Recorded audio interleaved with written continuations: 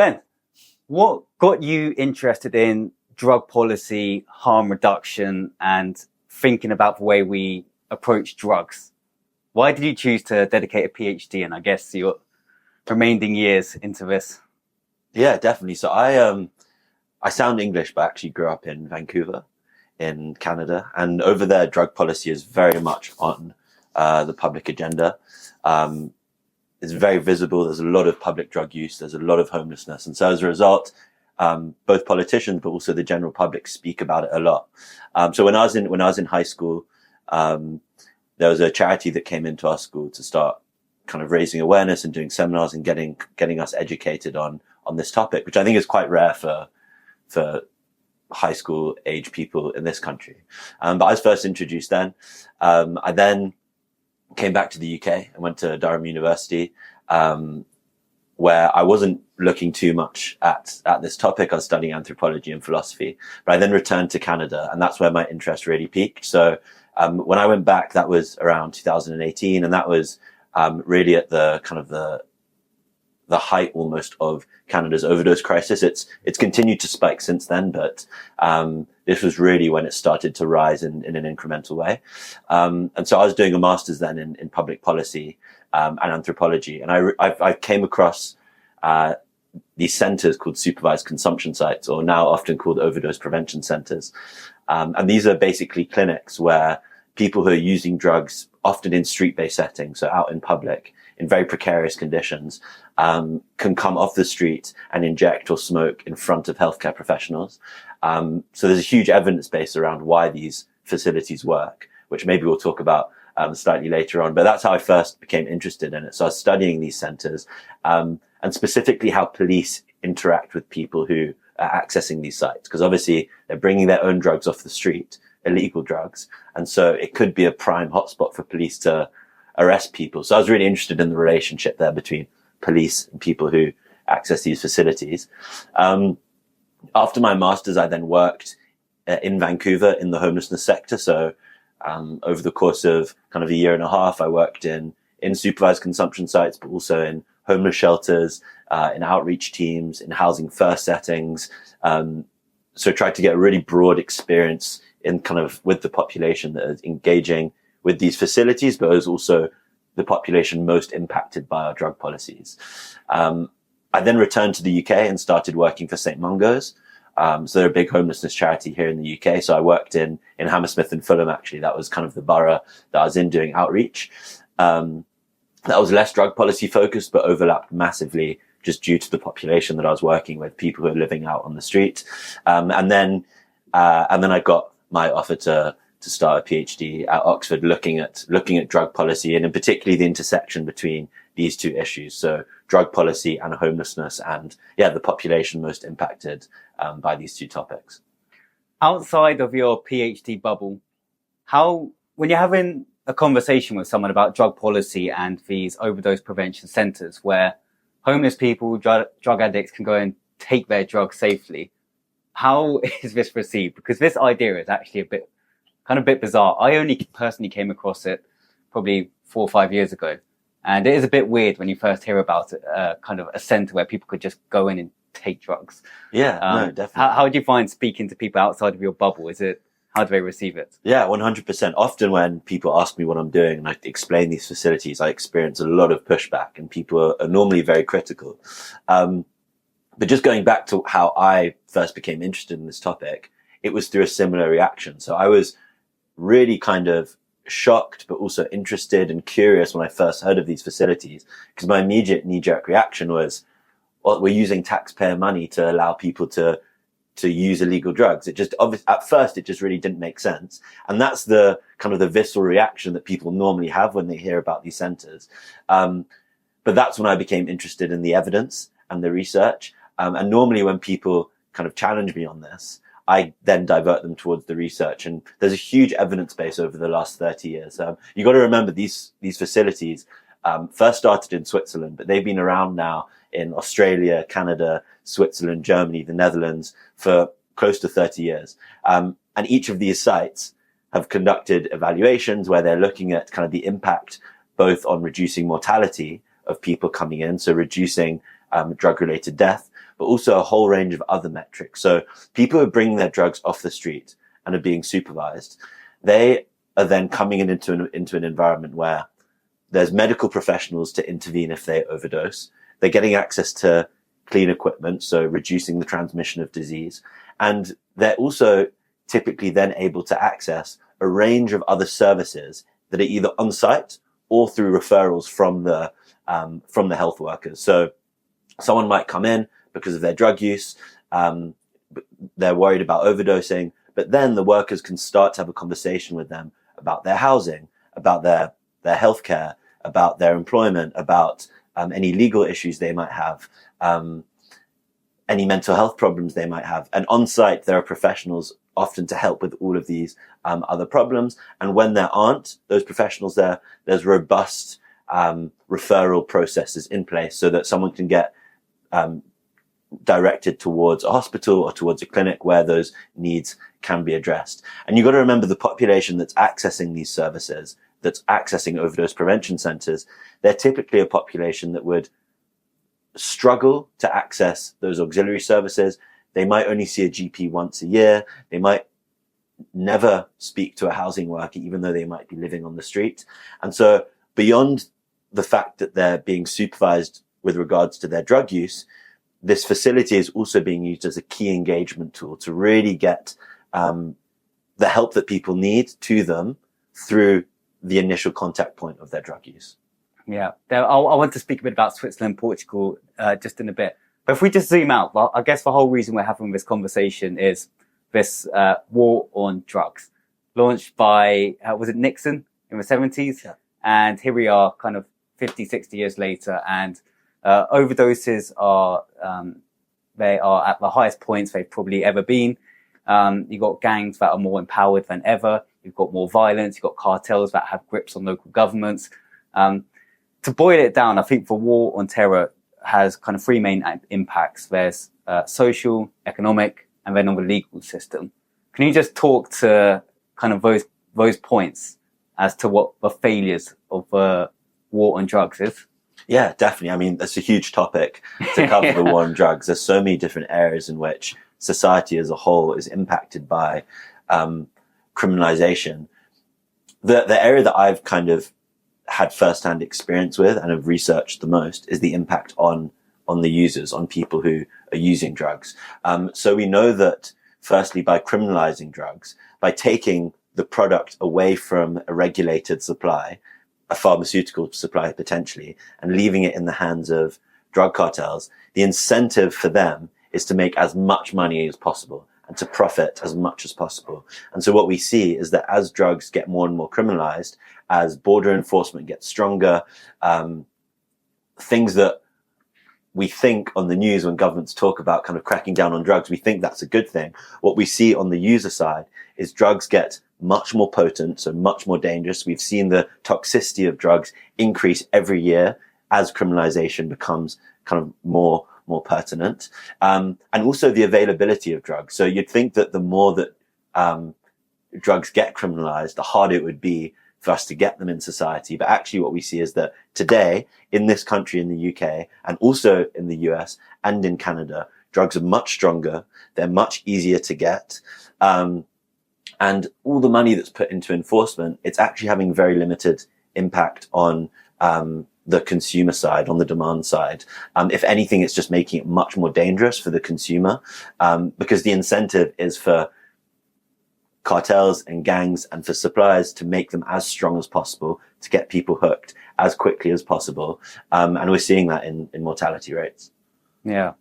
So, yeah, essentially in a nutshell, actually, before I go into that, most people don't know this, but GPs in the UK actually used to prescribe heroin to addicts. So you could go to your local GP if you were addicted and you could get your fix. You know, it's safely produced. It's not laced with rat poison and fentanyl and whatnot. It's regulated. And over time, the GP will work towards weaning you off by lowering the dose in a way that is sustainable and it's not going to kill you. We've completely removed that. And to be honest, I only learned about this a couple of years ago. And when you tell people that heroin used to be legally prescribed by GPs here in London. It's kind of a bit of a mind-blowing moment. But okay, so going to overdose prevention centres, where was kind of this idea first implemented? Was it Portugal, Switzerland? Yeah, so Switzerland. Bern, actually, the city of Bern in Switzerland was where the first facility was opened. And that was very much within the context of the HIV crisis. So rates of HIV were soaring within the injection drug using community because there wasn't equipment readily available for people. So people were sharing equipment and obviously passing around kind of the disease. And as a kind of an obvious public health measure to that, the goal was to get people with as much clean equipment as possible. After they started doing that, the next logical step was, okay, we've got all these people who are now using safely, but they're still under the threat of overdosing because they're either using alone or they're using in public and they're not under medical supervision. Why don't we just open a room or a building or somewhere where people can come in off the street, away from the elements, away from the cold, away from the rain, away from the view of the public, and do it in a safe environment where you then have the potential to talk to them about solutions to their drug use or other issues that they might be facing. So it was kind of a logical response from there. First born in Europe, but then expanded all over the world. Vancouver had its first legally sanctioned facility in 2003.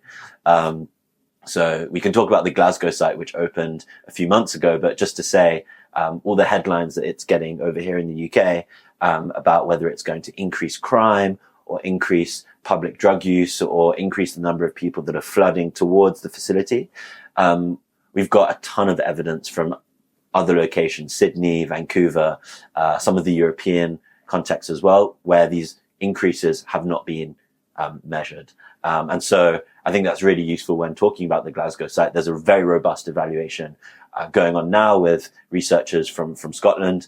And I think it will be overwhelmingly positive. I mean, they've already had over 100 individual people come in and use the facility regularly, and they're responding to overdoses every day. So that's every time they respond to an overdose, that is someone's life that's being saved. If they were not in the facility, most likely that person would pass away. And so, that's what I've been researching for the past few years. And I just find the evidence base around it really fascinating. Yeah, let's go into that Glasgow bit a little bit more. I was reading last night that Scotland has an overdose. There's 10 times more overdoses in Scotland than the European average. It's one of the worst places in Europe for overdose and death. Do you think it's got to the point where it's become so bad and prevalent and effective community that there's been an open-mindedness towards an overdose prevention centre? Yeah, I mean, just talking about the statistics really quickly, it's not one of the worst in Europe. It is the worst by far, by a long way. And even nationally, when you look at kind of global rates, it goes United States for overdose rate per capita, Canada, and then Scotland. And so just thinking about those numbers, so you said 10 times. A few years ago, I heard figures around 13 times more likely to overdose in Scotland and die than the European average. If this was for any other health-related issue, if you were 13 times more likely to get lung cancer, for example, or 13 times more likely to be hit by a car, for example, it would be a national travesty, and you'd be seeing emergency funds being made available in government, and you'd be hearing it being spoken about in the news and in the House of Commons on a regular basis. But we just don't hear about this topic on the national agenda in the same way. And I think that's why the Scottish government has stepped up in the last few years. Westminster, during the Conservative government over the past 14 years, repeatedly shut down efforts to open a fully sanctioned facility. And then, of course, Peter Crikant came in a few years ago. You spoke to him in a podcast around that time, but he opened the UK's first unsanctioned site. And so he just got a van. He went down to the centre of Glasgow with the understanding that people were dying from preventable death in the city centre. And out the back of an old ambulance, he ran a makeshift overdose prevention centre, which was actually incredibly successful and reversed a number of overdoses. With that, the evidence that came out of that facility, that mobile facility, that unsanctioned facility, and advocacy efforts that had been ongoing for many years, the Scottish government and the Lord Advocate then felt comfortable to greenlight an officially sanctioned site. So they've actually they went against what Westminster was putting out, but under the current drug laws, they were actually able to do that. So really interesting the politics behind it. I also think it was a chance for the Scottish government more broadly to put their foot down and say, we are different to England. We can take control of our local politics and our local health, our local public health. There are a few things that are interesting with the facility, but as a broad statement, it's a really, really positive thing that they've been able to pioneer and open the first sanctioned site. Well, what's the early evidence coming out of this centre in Glasgow looking like? Yeah, so a lot of people are using it, which is great. And they are responding to overdoses. I know that in the first few weeks, they actually didn't see any overdoses, which is a good thing because it means that people are being safe. But then a huge influx of nitazine, so of illicit synthetic opioids, came into the Glasgow supply, and within a couple of days, it spiked to the point where they're responding to 4 to 5 overdoses a day. I'm not exactly sure what it's been like the past few weeks, but I know there's been a brilliant Sky News and BBC short documentary that's come about recently. So I'd urge any listeners of this to go check that out. It's really fascinating and pioneering for the UK context for sure. Are there any other reasons why the UK and Scotland specifically have so much worse? They rank so much worse in drug overdose, addiction, compared to Europe.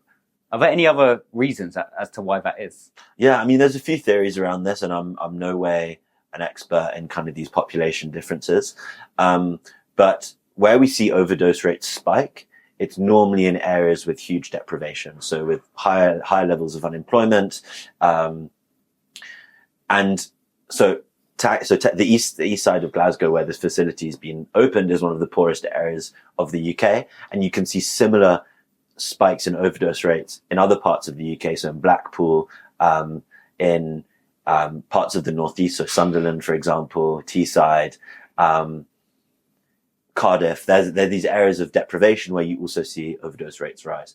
There's also an argument around the fact that we are an island. We do have relatively strong borders, that because of that, the drugs that are being brought into the country or that are being produced here will naturally be stronger because it's more difficult for drug dealers and for gangs to get the drugs in. And so as a result, they're going to bulk them up as much as possible so that, there's as much bang for their buck as possible when they're bringing drugs in. I think there's also a big thing around actually access to, health harm reduction services in this country. I think that we're a long way behind countries like France, where, prescribing for, opioid agonist therapy or opioid substitution therapy is much, much higher.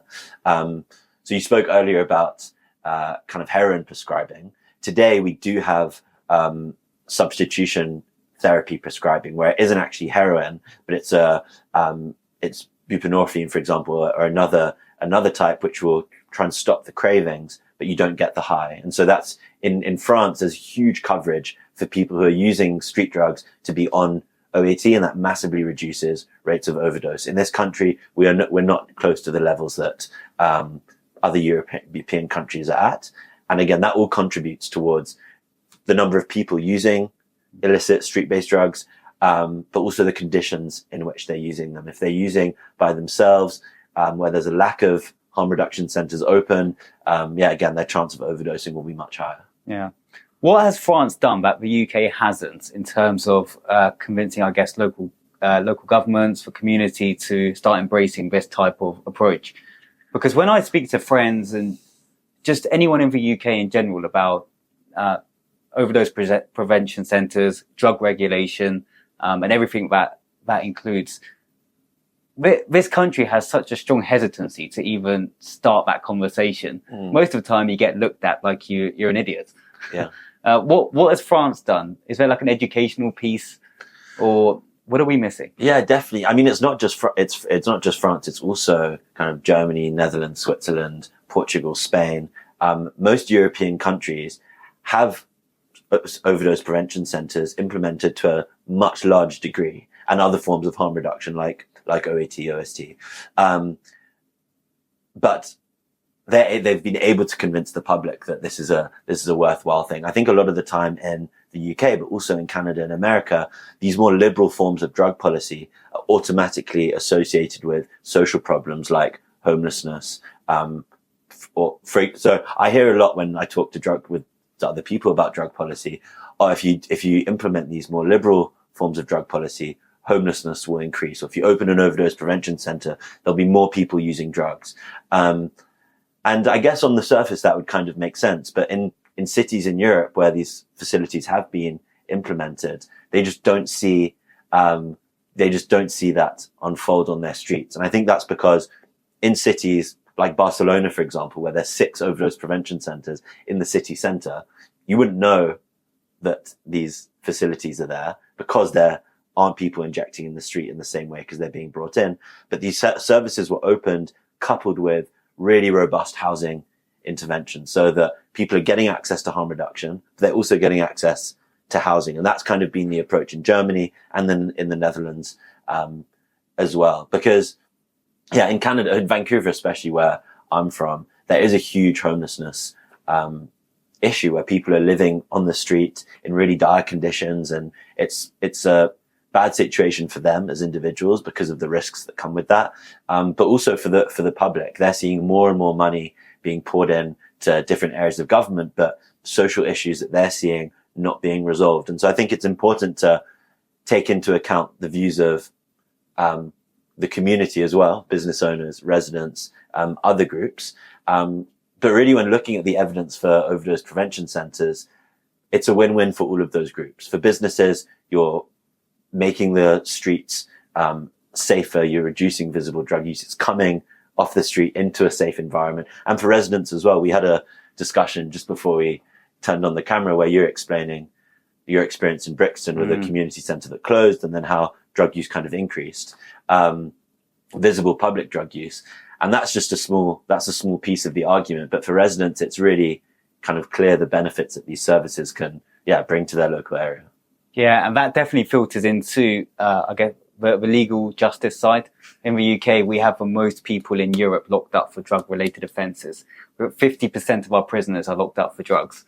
Our prison system is on the verge of collapsing. They are massively oversubscribed. And I find it really bizarre. There's kind of, maybe I've missed something, but it feels like there's bipartisan support from both parties in terms of the way we approach drugs. I haven't really heard any politicians perhaps the Green Party have discussed this, but overdose prevention centres and even going as far as to regulating drugs, which I think we should do, but I think we're a million miles away from doing that here. Yeah. Are there any groups, parties, MPs that kind of shout from the hills about this? Yeah, definitely. What was interesting about Labour before they came in is they actually didn't mention drug policy at all during the election campaign. They didn't mention it at all. And so some people were a bit worried that, they're not mentioning it because they're not going to do anything when they come into power.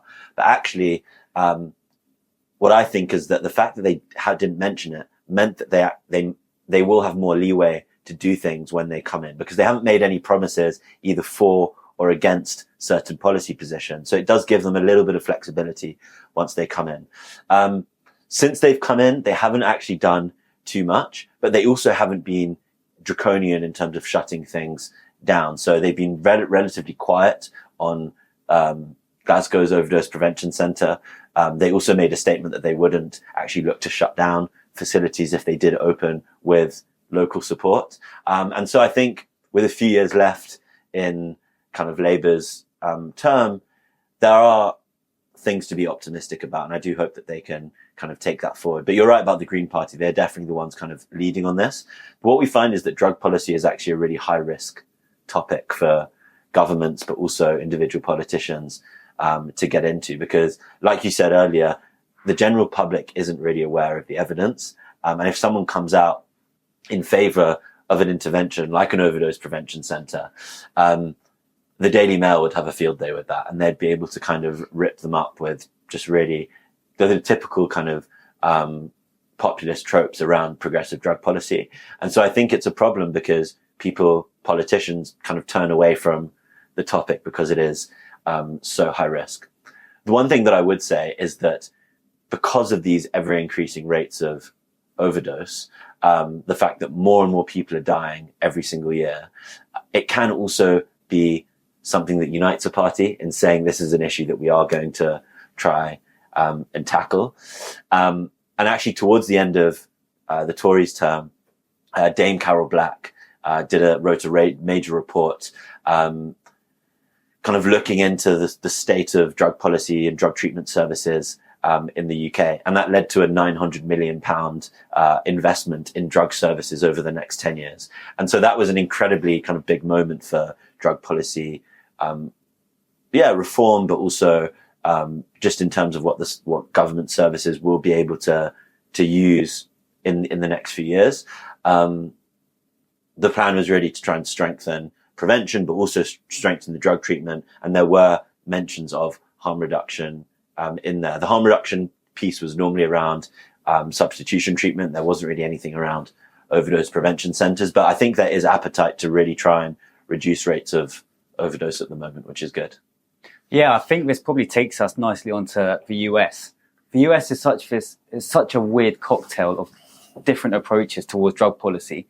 You've got the federal government, and then you've got state governments, and different states have different approaches. You've got the more liberal states, perhaps California, Oregon, who have even embraced production of kind of regulating drugs, producing their own cannabis for medicinal and recreational purposes. Yeah. They even have a cannabis sommelier who will talk you through the different strains. And then you have, I guess, the deep south of America, that maybe not just the deep south, but other states who are just kind of staunchly against harm reduction, let alone regulation. When it comes to the US, what have been some successful examples? I think it's a really interesting petri dish because you have these two polar opposite views. Yeah, definitely. I mean, you're completely right. The US has been a place where drug policy has been incredibly harsh towards both drug users, but also other countries. So like you said at the beginning, Nixon really led and then kind of coerced every other country around the world to take this war on drugs approach, where you crack down on people using at the bottom level, but you also put tons of money into almost the militarization of drug enforcement globally. So the US would go into places like Colombia and kind of destroy all the crops and using their military for these sorts of things. And at the same time, it's also been a really, really powerful stronghold for progressive forms of harm reduction, where communities have understood that these war on drugs approaches aren't having a positive impact on the ground where they are. And so some of the earliest needle and syringe exchanges, needle and syringe distribution programs were seen in the US. Even now you've got overdose prevention centers that are being legally sanctioned in New York and Rhode Island. And then, like you said, there are places where, cannabis is fully legalized because of the recognition of the harm that criminalization has on individuals. And so, drug policy has been super interesting kind of over the years, but I think especially now, even in the last few weeks, thinking about the tariffs that Trump has put on Mexico and Canada, 25% tariffs on trade, specifically for drug policy purposes. So he came out and said that because of fentanyl that's coming through the border, through Canada and through Mexico, it's their job to actually stop this. And so he was pressuring them to kind of bulk up border enforcement and kind of step up in that arena. I was actually looking at the figures before coming in today, and it's around 30% of fentanyl that comes into the US from Mexico. It's 0.1% of fentanyl coming into the US comes from Canada. And he's put 25% tariffs on both countries in exactly the same way. So I don't study politics. I don't study international relations or kind of anything to do with trade there. But you can see again how drug policy gets weaponized for geopolitical purposes, which I think is super, super interesting. And both countries have responded. So they've kind of gone along with what Trump intended. So Canada, for example, has appointed a fentanyl czar, so someone who's a political appointee specifically for trying to stop fentanyl. I mean, there was barely any going in the first place, but they've done this. They've also invested $200 million into strengthening the border. Mexico has moved 10,000 troops to the border to try and stop the influx of drugs. It was actually really, before I came here, I was looking into this a little bit more. And the ex-chief of the DEA, so the US Drug Enforcement Agency, came out and said that moving troops to the border will actually do very, very little, because the way that drugs are moved into the country, it's normally in very, very small packages, individuals bringing small amounts over, and having troops there won't actually do much. And so it's more kind of symbolic acts, which again, we'll see what happens. But it's just really interesting how, drug policy, although it's been very much on the surface in Canada, is now coming to the forefront of global attention in the way that it's been used in this way. Yeah, putting 10,000 troops on the border is treating the symptom and not the cause. Yeah, 100%. On either the supply or the demand side. Yeah, it's just I don't see how it long term solves absolutely anything, especially when there's lots of talk about the fentanyl crisis in the US. Firstly, I think you need to backtrack and say, okay, what's happened in drug users' lives to a point where they become hooked onto fentanyl, heroin, etc. Then the second point is we have to acknowledge that a certain percentage of society will take these type of drugs. So then we have an active choice. Who produces it and supplies it? Is it the government under safe laboratory conditions? Again, not laced with rat poison, XYZ, or is it a cartel? And all of a sudden you prop up a proxy government within your own country. For me, I don't really understand why we're always trying to treat the symptom and not the cause of the issue at hand. But speaking of the US, just to stillman the argument against, harm reduction and these type of policies, I was reading last night that the state of Oregon had decriminalized the possession of heroin in 2020, and they repealed it last year because the number of overdoses had increased by 1,500%. Now, I haven't read too much more into this, but what are the reasons for this? Is it kind of a lack of overdose prevention centres? Is it the lack of education, the lack of housing?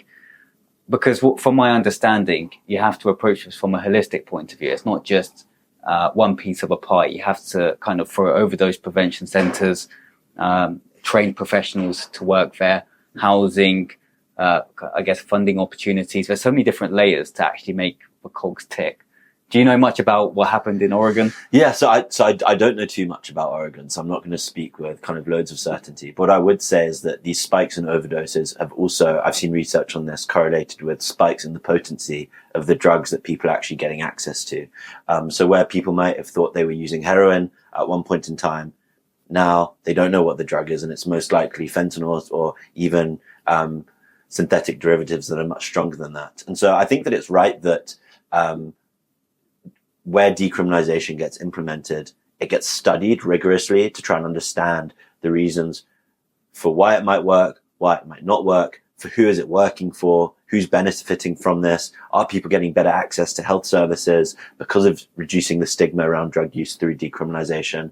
I think it's good that it's being looked at. I think that it was really premature to go back on it. It had only been in place, I think for a couple of years. And so the impacts of this will take a couple more years, I think, to really come into play. Where I'm from in Vancouver in BC, they also decriminalized drugs up to a certain amount. So you could possess drugs up to 2.5 grams. That's also been kind of rolled back. And so this isn't my primary area, but I think you're completely right. There's so many layers that are involved in overdose rates. And I think that it'd be better to kind of look at the drugs themselves. What is it that people are consuming? What do they think that they're getting access to? And what services are available for people to not just make it safer, but then offer them kind of choices around if they do want to stop using drugs. Because a lot of the time, health services aren't accessible to people. Drug treatment services aren't accessible to people. There's long wait lists. And I think that's a really big issue. There's always multiple components here. So there's prevention, stopping people from using these street drugs in the first place. There's treatment, but then in the middle, there's around saving lives and keeping people alive so that they can actually access that treatment. And I think that piece in the middle is what really isn't looked at enough. I'll say there's actually a third piece, and that's El Salvador, build the world's biggest prison. And, yeah, no, definitely. So, I guess going back to Europe, have there been any differences in approaches from Portugal, Switzerland, Greece, France? Is there a particular country that is kind of blazing the trail, or are the results all kind of roughly the same in terms of reducing overdosing and tackling this issue? Yeah, so I mean, this has been massively publicized, but Portugal kind of led the way in the push for decriminalization in the early 2000s. They were the first country to decriminalize drugs, and instead put all the money that was going towards kind of enforcement into the health system. And so people were able to get access to health services and not receive that kind of that black mark of a prison sentence. You then come out with a criminal record, and that damages your life an incredible amount. And so when they decriminalized drugs, the main point was, reduce the prison size, but also make it easier for people to then get into employment once they were then able to. And that was a huge success. That was again in the context of massive rates of HIV. They brought their HIV rates down.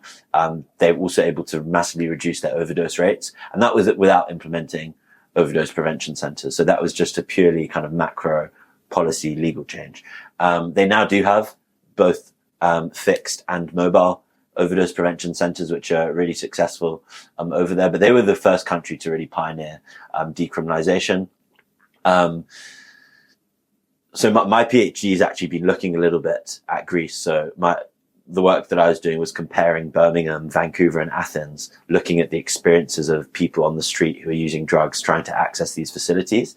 And so kind of during COVID, Greece really made huge strides forward in pushing their drug policy to a place where it could properly respond to what was going on the ground. So they massively liberalized their naloxone laws. So naloxone is the antidote to a heroin overdose that was very difficult for people to access. They passed a law saying that anyone who's working in healthcare settings, or if you're using drugs, you can get access to naloxone. So that helped massively. They also opened up a state-of-the-art overdose prevention center in Athens city center. So my research was evaluating that facility, and now they're opening more and more mobile overdose prevention centers in Athens, but also Thessaloniki and some of the other major cities around the country. So they are really trying to push forward, and that came across in the research. So we were interviewing and doing focus groups with people experiencing homelessness, using drugs on the street, and also accessing the service. And so their kind of experiences with the service was incredible. Them saying, before the Overdose Prevention Center opened, it was so difficult for me to see a doctor, to see a counselor, to see a housing worker. And now I've been able to resolve all these issues in my life because that engagement piece was there. So, European countries, they all do things slightly differently, but I think overall there's a much stronger appetite for evidence-based harm reduction compared to the UK traditionally, although hopefully in the next few years we'll see changes. What has been the most surprising result or piece of data or just interesting narrative that you've learned in your PhD?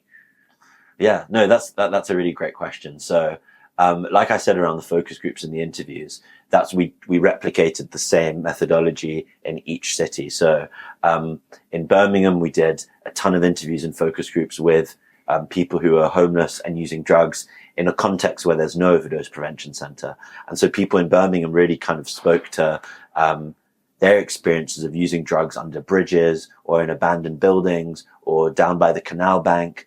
and getting harassed by police, getting harassed by the public, being seen by mothers and their children who are walking to school, and just the shame and this kind of the horrible experience that is to be seen in public.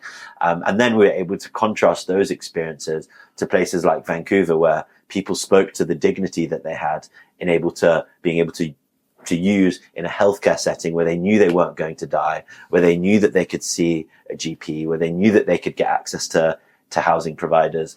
And I'd say the number one thing was, well, not that there were a few really interesting outcomes that came from it, but one was just people were very aware of how the decision for governments to implement these overdose prevention centres was a political one. And so there are incredible quotes from Birmingham of people saying, why does my government not care about me? I see how other countries do it in Germany and Canada and Switzerland, and it makes me feel like I'm not a valued citizen, that my government does not care, that my fellow community members do not care. And so it was translated in that way, which was really, really interesting. And I think just generally in the cities that had these services open, people were just better able to access kind of their basic necessities. Like in the OPCs, you have showers, you have toilets, you have food that's often provided. And so even though people are coming in to use drugs, they're also then getting access to all of these other things that they need to achieve stability and potentially get into housing, get a job, reduce their drug use, re-engage with their family and friends. Without that baseline kind of care, one of not dying as the most important thing. If you think about kind of Maslow's hierarchy of needs, the first thing that you need is to stay alive. Okay. Without that, in the context of fearing for your life, you can't sort any of the other problems that you might be experiencing.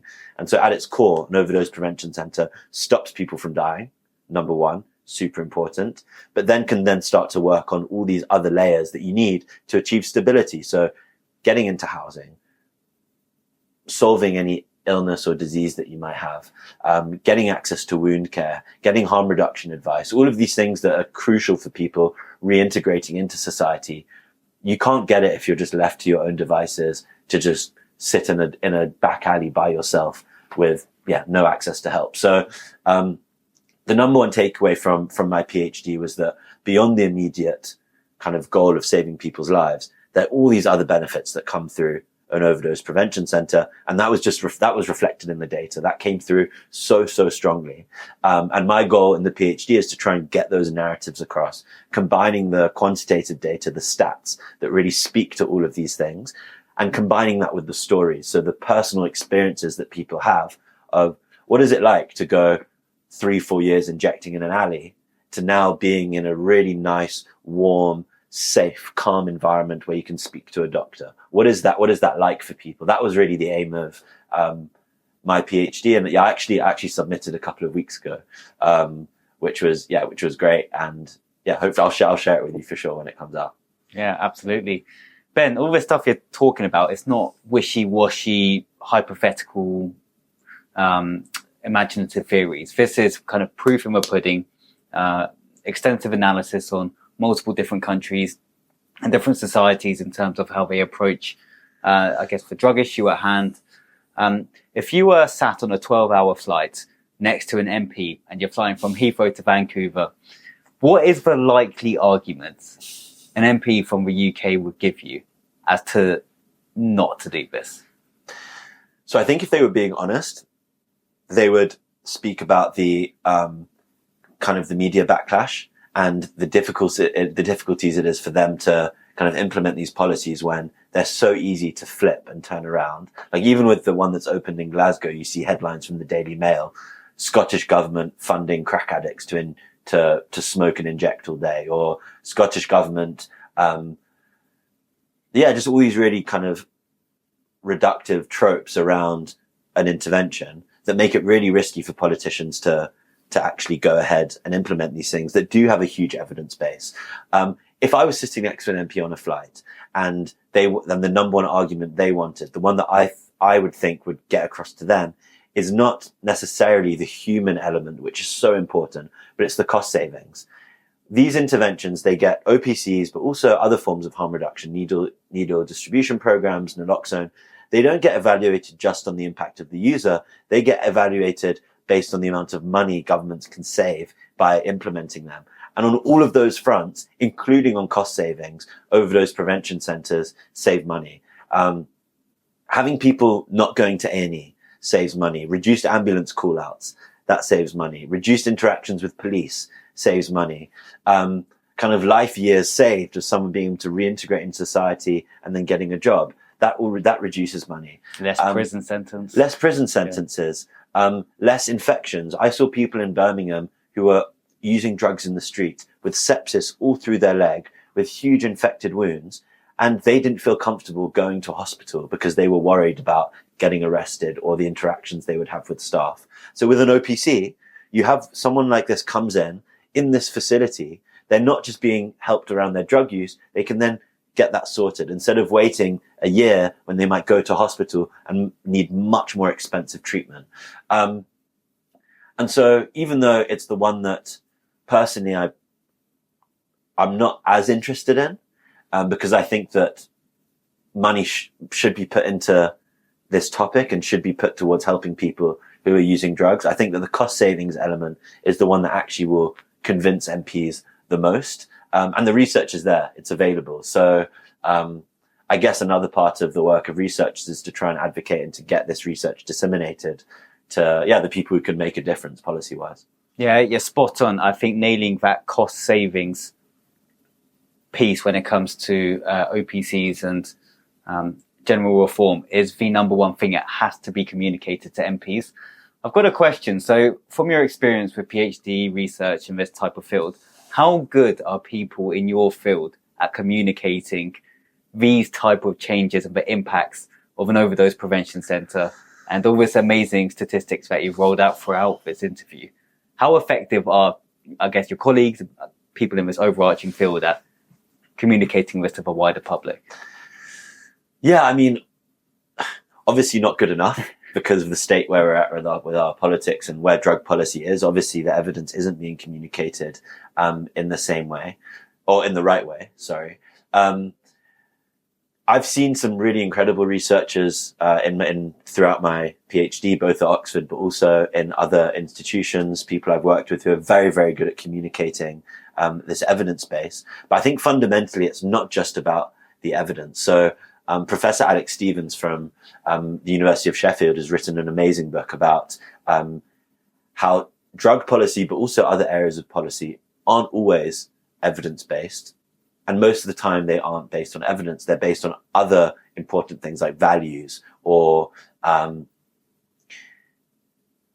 just perceptions that people have about society and about the world. I wouldn't be able to explain it as well as, Professor Stevens can, but, often MPs get presented with this evidence, but if it doesn't fit a certain political agenda or if it's not, kind of packaged in a way that will inspire or excite their voter base, then they can discard evidence. And politicians are often looking for evidence that backs up their particular political narrative. And so I think that's a tricky thing. As researchers, we are always trying to get the best evidence possible and dig that evidence out and give it to policymakers. But I think there is something to be said about how do we package it in a way that is easier for MPs to use for their gain as well, because they're looking to get voted in. That's what they're trying to do. They're trying to, one, get in, and then also put in place policies that their voter base, whether it's for their local constituency or for their party, supports. And so I think it's difficult. We don't, obviously as researchers, we have to really be focused on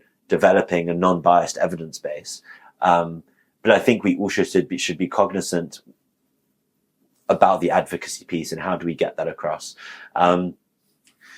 Through my PhD, I've been very, very lucky. There were two kind of moments that stood out. So at the end of my first year, I was invited to present this evidence that we've been speaking about today, in the House of Commons. So there was an event on overdose prevention centres where, one of my external supervisors, Dr. Gillian Shorter, was invited, to speak about, the evidence from the UK.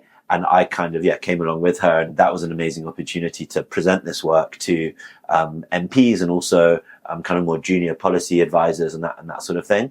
And then again, last year I was invited by the Greek government to present our work on Greece at the UN. So I went over to Vienna for a couple of days and spoke to diplomats and dignitaries there about the work that had been done in Greece, but also the evidence that we had started to generate.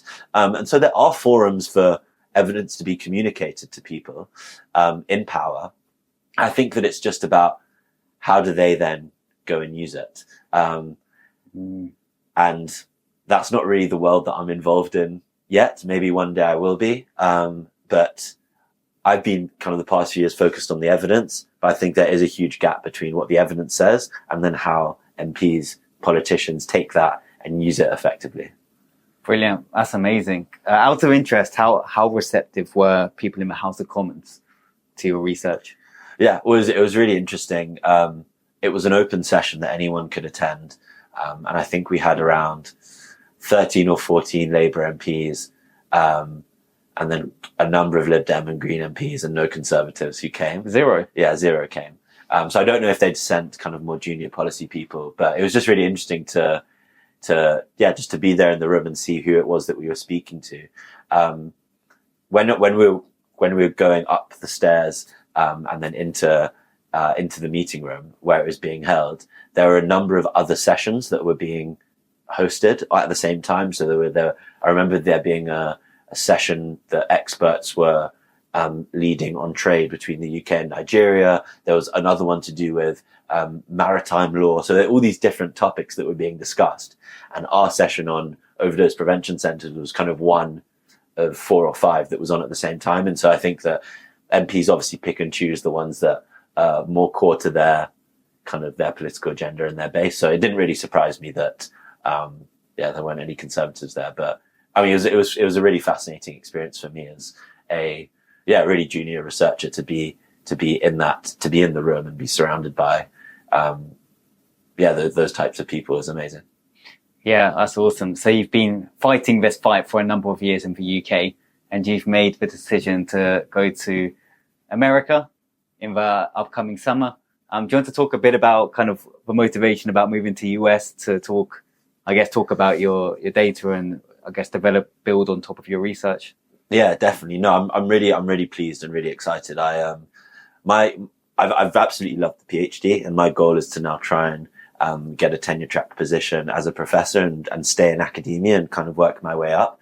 And the first step for most people on this trajectory is to do something called a postdoc. So that's where you, it's almost like as if you're a lawyer or an accountant in training. It's kind of 1 to 2 years where you're doing research and you're teaching and you're really kind of doing all the work of a professor, but you have a bit more supervision. And so, I did a number of applications to universities in the US. I was really keen to go over there. And I just got one offer. All the other ones didn't go through, but got one offer at Princeton University. So I'll be moving to the global health program at Princeton in August, which will be amazing. But yeah, I mean, my goal to go over to the US, I think that because overdose rates are so high over there, it's much more kind of on the political agenda. I think there's more money available for kind of interesting research, but also intervention design. There's also some really amazing teams over there who are evaluating the new overdose prevention centres that are just starting to open. And so, I'm just really interested in kind of immersing myself in an environment that might be a little bit more dynamic. I can't wait really. I've come from Canada where overdose rates again are really, really high. And I think this will be similar in terms of politicians being receptive to hearing the evidence and to trying to, find solutions that are, evidence-based and that come from university settings. So, can't wait. Ben, you're really effective at communicating the changes from, the academic world and translating that into everyday talk, which I guess the general public can understand. And that's always been a criticism of the academia world of, people are so much in their bubble, they actually lose a bit of touch of reality. And with that comes less effective communication. And when you're talking about something that's multifaceted, like the war on drugs, you actually really need to simplify it in a way where you don't overdo it, but make it palatable for public and politicians to start being incentivized to have these discussions. So I think you do a really good job of that. Oh, thank you. Thank you. Are there any tools or resources, books, documentaries you want to point people towards if they're interested? Yeah, no, that's a really great question. I'm blanking on the name now. There's a book by Johan Harari a few years ago that was really instrumental in my kind of. He's a journalist and was just really interested in the war on drugs, and wrote this incredible book. I forget the name now. It's literally it's just popped out of my head. But Johan Harari is the author, and it's an incredible book. I also, right at the beginning of my kind of interest in this topic, I read a lot of Gabor Mate. I don't know if you've heard of him, but he was a physician, and he is a physician, and his work is all around trauma and early childhood experiences and how people kind of move towards a more problematic drug use later in life. And so he's faced a lot of criticism from the research community, but just in terms of books that are accessible to people who want to understand addiction a bit more.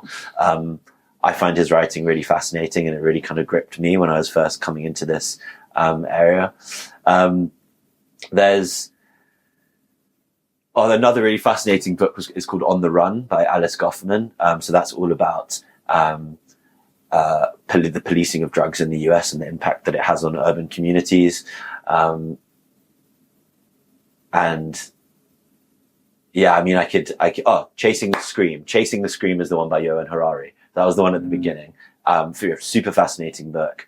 And it basically, I'll come back to it. It picks up stories from the war on drugs from all different parts of the world. Mm-hmm. So like you were saying, how it's so multifaceted, kind of the economic impacts, the health impacts on government. Chasing the Scream kind of takes you through a journey looking at the impacts from all over the world. So, those are a few of my favorites, but happy to send you over more after this. Awesome. Yeah, send it over. Ben, thank you so much. I've really enjoyed this. It's been a different interview to what I've previously done, but it absolutely ties. I feel like it brings in a lot of the concepts I've discussed with people who have been to prison, who have been drug addicts from the age of 13, and for where you present kind of the data, just kind of, I guess draws a big circle and links everything together. So thank you. Yeah, no, thanks, Sam. Yeah, thanks so much for having me.